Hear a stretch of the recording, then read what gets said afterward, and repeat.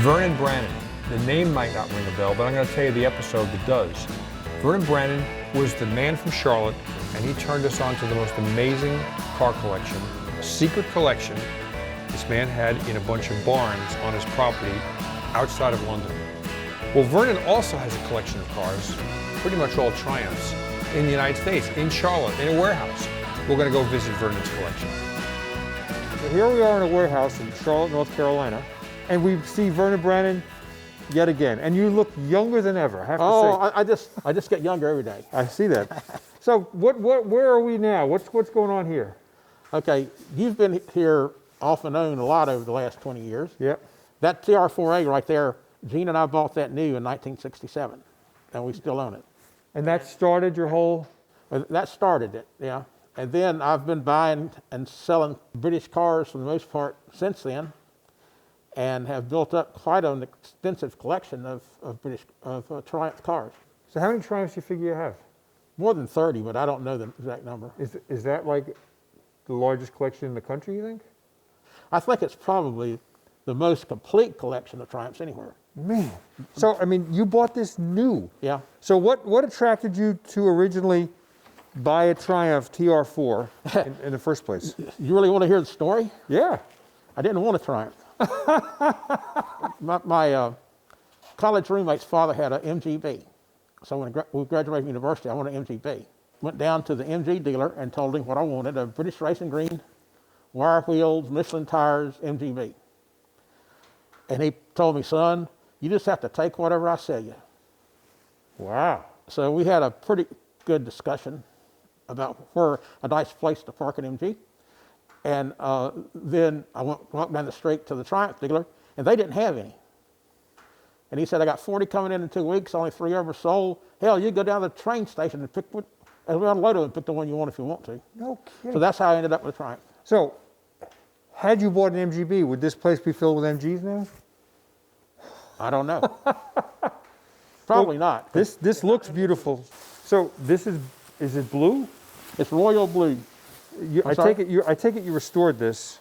Yeah, about 1985. So this is that old. 36 years old paint job. Wow. Huh. It needs to be washed right now because it's been sitting in here. But so, I mean, do you drive it occasionally? It has about 250,000 miles on it. I drove it every day for 20-something years. This was your daily driver? It was my daily driver here and in New York and all around the country. Man. Is there independent rear suspension? Yes. I wouldn't be afraid to take this one anywhere. Man. Well, that's quite a tribute. Wow. This is a TR250 that I bought a number of years ago as a project, and haven't done much with it. But you can see most of the body work's already been done. Well, so, TR250, for you that don't know that, is basically this car with a 6-cylinder motor. With a 6-cylinder motor. So is that a TR6 next to us? It's just a body shell. All right, so if you took this car and put the motor out of this car in it, it would be this car. So it's the old body style with the new drivetrain. Yep. And some people say it's the best Triumph ever made. Now there's another one. That's a TR5, which is this car with a fuel-injected motor. I actually purchased it from the original owner. We can uncover it if you want to. I just want to show this right here. TR5 PI. Petrol injection. Petrol injection. Isn't that cool? And is that mechanical fuel injection? Yes, it's the old Lucas mechanical injection. And it works? Yeah, this one right now needs a diaphragm, but... You know, I mean, I'm looking at this, and you know, what's nice about it is all these cars are in the dry. They're all covered. They've all been maintained and driven, and then just... Do you pickle these cars when you park them? You know. Well, most of them we drive every 6 weeks or so. Oh, is that right? Okay. Huh. Show us some of the most unusual cars you have. Well, this one is unusual for the U.S. Just looks like a Honda Civic to me. Yeah, it's a Triumph Acclaim. Triumph bought the rights to the Honda Ballade, and they made 300,000 of these and put Triumph badges on them and sold them in the UK. So it's not a Honda? No, it's a Triumph. What kind of motor is in there? It's got a Honda motor in it. Really? And motorcycle carburetors. So when Honda was done producing this car, they had no need for the tooling. They sold the Triumph, and they just continued. I don't know all the story, but I just know that, and they made these from 1982 to 1984, which is when everybody says Triumph wasn't building cars, but they were. They were just Hondas. Oh. Is this restored? No, this is original. Man, what a paint job. Jeez. Is this out of England? It's right-hand drive, stick shift. So there are probably more Honda enthusiasts watching this program now than Triumph enthusiasts. And so both of you guys are going to learn at the same time what a rare car this is. Man, there can't be more than maybe one in the States, or? I know of 3 or 4, but Is that right? there's not many. One of my friends the other day just bought one. It's actually a really neat car to drive. No, that's a great car. I bet it's a great car. Wow. Of course, everybody said the Brits has to have a Mini Cooper. You got it. This is a 1962 Austin Cooper. It's not a high-end one or anything. 850? It's got a 998. 998, okay. And That was an engine developed for Formula Junior racing. Yeah. It's a really rare engine. Boy, did you have that restored? the story about this car was a friend of mine restored it for his wife, and then she didn't like it. And he said, "You want to buy the car?" And I said, "Yeah, but I'll only give you this for it." He said, "That's not enough." And he called me back a year later and said, "Come pick it up." Man, wow, what a sweetheart. Now, was interesting. It's a TR4 that was converted by Harrington, who makes the hearses. And a hatchback and a hardtop. Yeah. So think about the first car we looked at, which is the car that Vernon bought new. It started out like that. It's a 2-seater convertible. And this company came along and converted it to be more of a family, small family type car. So it's got, is that fiberglass? Mm-hmm. This fiberglass have bolts onto the original body. It gives it more headroom, so there'd be, in theory, a 2+2, which is occasional rear seats. And then you can put your luggage or your groceries right in the back here. Now, you'd be interested in this, because it has a little bit of a story. Here's the independent rear suspension we talked about. So this was display independent rear suspension, which means the differential is fixed to the chassis, but the wheels can move independently of each other. Yep. So you can see this is chrome plated, this is chrome plated, so this is really a show rear end. Yeah, That's really, it wouldn't have been that way. That's cool. Yeah. Man. And this is a Stag motor. Now, was that engine used in anything besides a Stag? Not that I know of. It's almost 2 TR7 motors. Right, yep. Yeah, it's like a twin 4-cylinder. But you can tell it's a Triumph because, see, it's leaking oil in there. Now, over here is another one that's kind of an oddball you might want to look at. So it's a Triumph scooter, no kidding. It's a Triumph Tina. They made several. They made a Tina, the Tigers, and gosh, I don't know what else. Man, you got it bad. I mean, like, yeah, but I guess you started to collect these before they became like really valuable. A lot of them I bought when I knew they were going to someday everybody's going to want them. Yep. Now this is a XJ12 coupe, which I think is one of the prettiest Jaguars ever made. It is beautiful. Yeah, 2-door. This was a fuel injected V12. Can we show how complicated this motor is? Sure. This is, I mean, if you were a mechanic and this pulled in your shop with a problem that you had to diagnose, I pity the day. Okay, I got a problem down in there somewhere. Can you fix it for me? I'll be back in a day. The biggest problem was they put the electronic sensor box right in the valley, and the heat would just kill it. Oh, and how would you find 12 spark plugs in there to change them? Whew. You got to take the car apart. Man. Not really. It's not that bad. I mean, when they run well, it's like riding on a cloud. But boy, oh boy. Now, is this a Scimitar? No, this is a Bond to Kip. Oh, Bond. Now, in England, we saw a couple of Bonds in that man's garage. Yeah, this one's got a 6-cylinder motor in it, just like the GT6 and all that. So see, the front track is much wider than the rear. Yeah, track. I'm not sure that's right. I've got to talk to some people about that. Yeah. And Tom, what I'm going to do with it, you may or may not like it, is, you know, the Mopar lime green of the 60s and 70s? Oh, yeah. We're going to paint it lime green with the black lace on the hood. Oh, God. And then I got the alloy wheels over there off of Lotus Elan. We're going to paint them inside of them green. Jeez. Well, I mean, you have good taste, I'm sure. I take it he doesn't like it. I'm not sure. So, this is my era here. Ken Slagle was a guy that I think he lived in Raleigh, right? He does now. He lived in Harrisburg, Pennsylvania when he raced. And he was a factory, not kind of a semi-factory driver, and he raced this in the SCCA. But this one won the national championship in 1981. Right. If you needed exercise, I'm here to volunteer. You know, it'll outrun a 427 Corvette. It only weighs 1,700 pounds. Didn't he race against Paul Newman? Yes, he did. Yeah, I remember. And all of the, I got every log sheet from everyone, and most of the races it would say Ken Slagle 1, P. Newman 2, or P. Newman 1, Ken Slagle 2. What a great car, man. Yeah. Are you going to race it again or what? Yeah. I've been going overseas for the last 10 years. I couldn't. Yep. It's all fiberglass, you know. This was the slogan for Triumph racing back in the day, the shape of things that win. The slogan was the shape of things to come, and Yep. Ken changed that. Yep. Man, oh man, you're a lucky guy. Yep. Now, this, I know you don't like TR7s. This has got an automatic transmission. I like it even less now. I bought that, it's never going to get restored. I bought it from the woman that bought it new, Man. and she wanted a white one, and they couldn't find one, so they took a yellow one and painted it white. And so if you open it up, you can see the paint coming through and everything. Yeah. Now, you like race cars. This one's, you talk about a fun car to drive. So that is a Vitesse? It's a Triumph Vitesse. Okay, so Triumph Vitesse, I think I'm oversimplifying it, is a Herald. On steroids. With a six-cylinder engine instead of the 4. Yeah, and this one's got 3 Webers and... Jeez. On the North course at VIR, it'll stay with a 289 Cobra. So how much have you raced this? Oh, probably 30, 40 times. I've raced it for years. Jeez. So I got another race car. So here's a station wagon. What's the story with that? A Triumph wagon.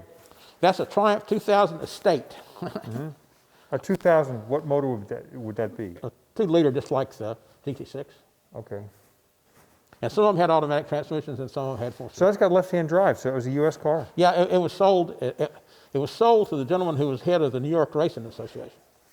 Racing, like horse racing? Yeah. Uh-huh. And that was a North Carolina car? I actually drove it some before I sold it.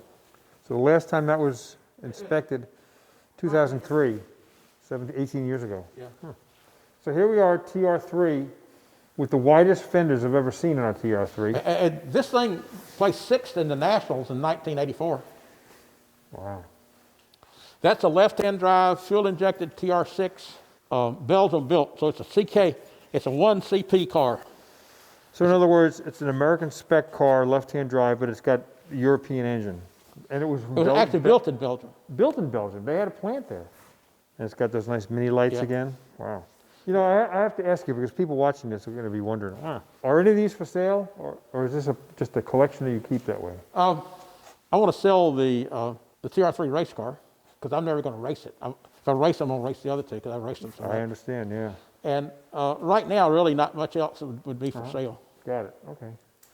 Now this is a Devon, which is just a fiberglass body on it's supposed to be on a TR3 chassis, but the really early TR4s took a TR3 chassis and put outriggers on them. Uh-huh. So That's a magnesium wheel. Yeah. So this has very lightweight wheel. Problem with magnesium, first of all, it burns.